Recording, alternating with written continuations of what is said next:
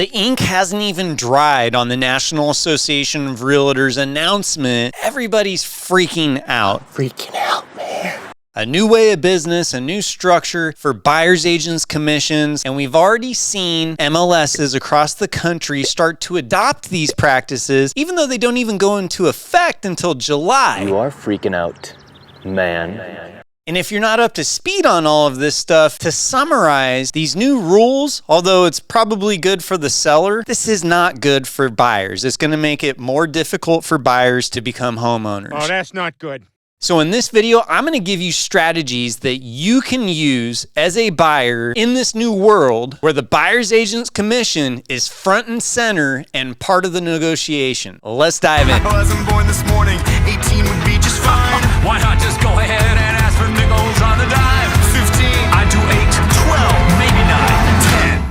don't you wanna get away to a whole new party gonna play? 'Cause I got what you Buyers are going to have to get more creative. They're going to have to figure out other ways to get the job done if they intend on buying a house where the seller is not willing to pay the buyer's agent's commission. Now, to be quite honest, when this announcement first came out, I thought, no big deal. Sellers are going to be realistic. Sellers are going to want to pay a finder's fee. Sellers are going to go with the flow. What I've seen so far, sellers are like, screw that. I'm not paying the buyer's agent's commission. Ain't nobody got time for that.